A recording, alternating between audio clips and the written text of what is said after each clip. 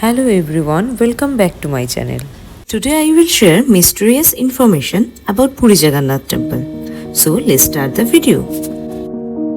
India के उड़ीसा राज्य के पुरी में चमत्कार की एक ऐसी कहानी है जिसे समझ पाना साइंस के बस की बात नहीं है। साइंस, ज्योग्राफी, फिजिक्स, केमिस्ट्री और दुनिया के सारे ग्राउंड्स ऑफ बिलीव्स यहाँ सब फेल हो जाते हैं।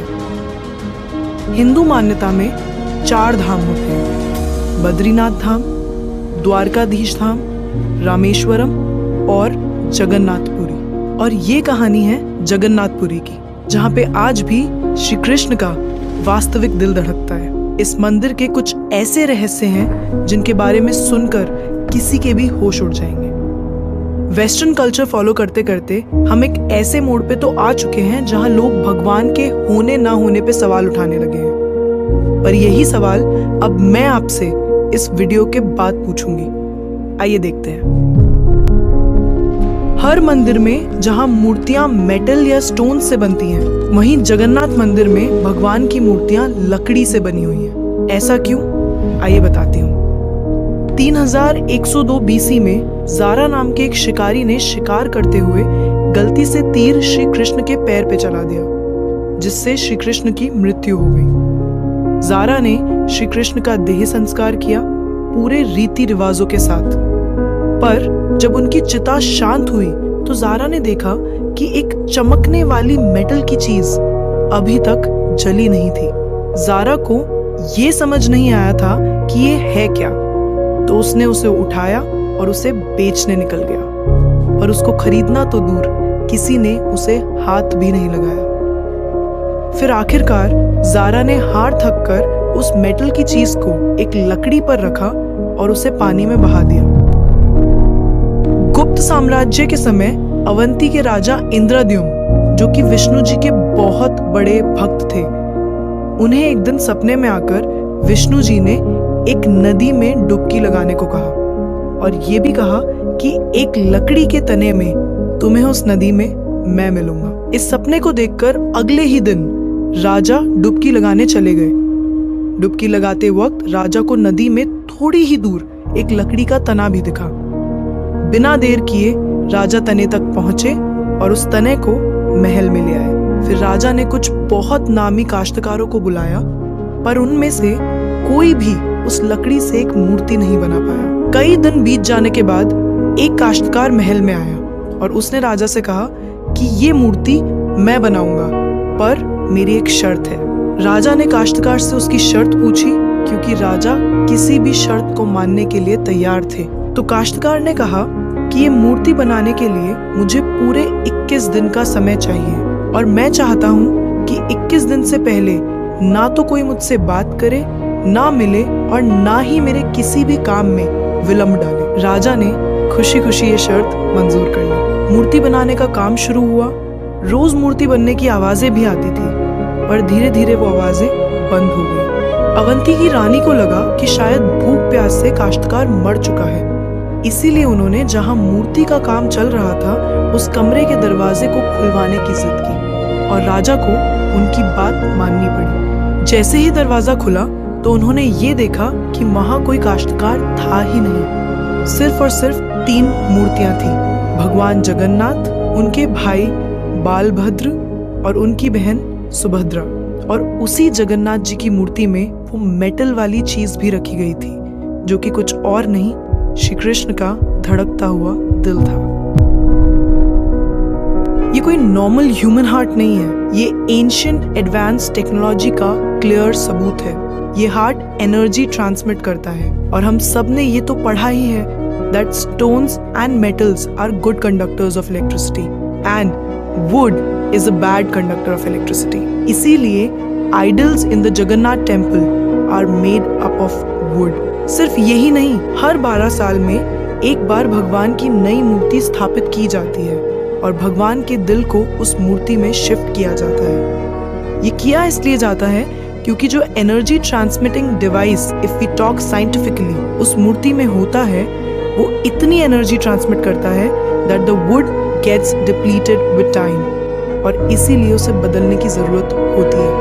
पर इसे बदलने का प्रोसेस भी इसी की तरह बहुत इंटरेस्टिंग है। हर 12 साल में एक दिन ऐसा होता है जिस दिन मंदिर में किसी को एंट्री नहीं मिलती।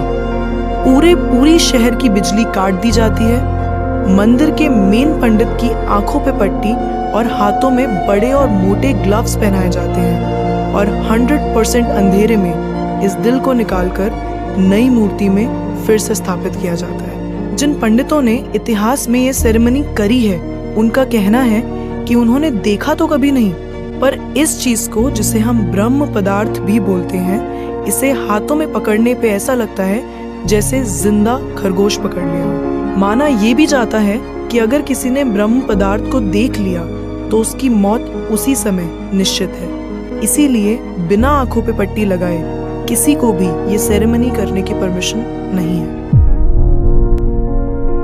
इस मंदिर के ऊपर एक झंडा है जो साइंटिफिक लॉ के बिल्कुल विपरीत चलता है। जैसे कि हमें पता है कि जिस डायरेक्शन में हवा चलती है, पतंग भी उसी डायरेक्शन में उड़ती है और झंडा भी उसी डायरेक्शन में उड़ना चाहिए।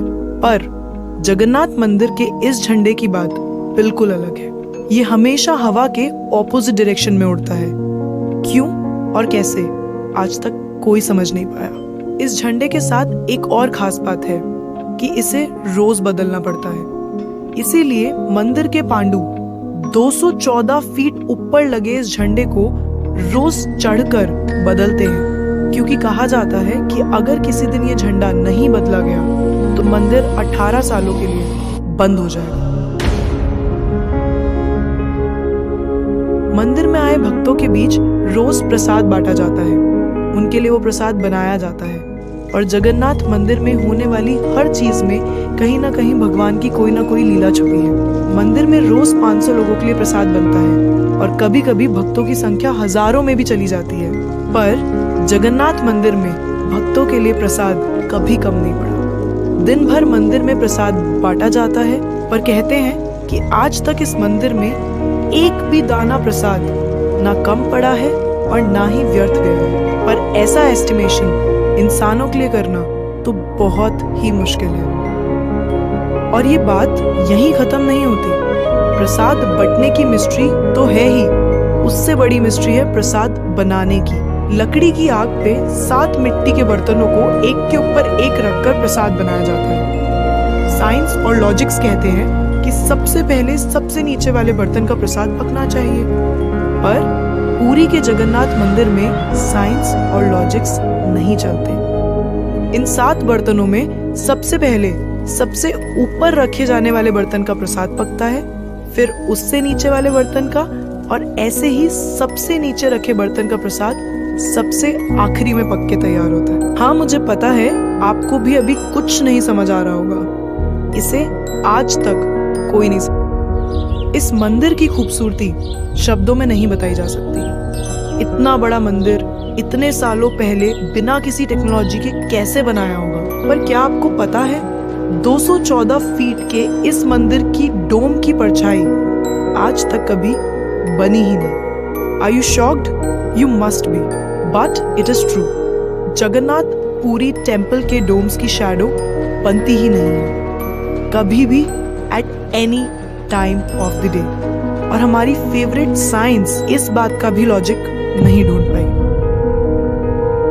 The mystery is not over here। जैसा कि हमें पता है कि कुछ buildings, architectures and areas no fly zones होते हैं, मतलब वहाँ ड्रोन्स, एयरप्लेन्स या कोई भी मैन मेड फ्लाइंग ऑब्जेक्ट पहुंचाने की या उड़ाने की परमिशन नहीं है। पर पक्षियों को तो हम नहीं रोक सकते, उन्हें समझाना तो बहुत मुश्किल है ना। पर अगर हम जगन्नाथ टेम्पल की बात करें तो वहाँ पे ऐसा कुछ है जो शायद पक्षियों को पता है और हमें नहीं, क्योंकि इस मंदिर के ऊपर कोई भी ड्रोन, कोई भी एयरप्लेन या कोई भी पक्षी कभी उड़ता ही नहीं। आपने देखा होगा ना मंदिर के डोम्स पे या बड़ी बड़ी बिल्डिंग्स पे बर्ड्स को बैठे हुए।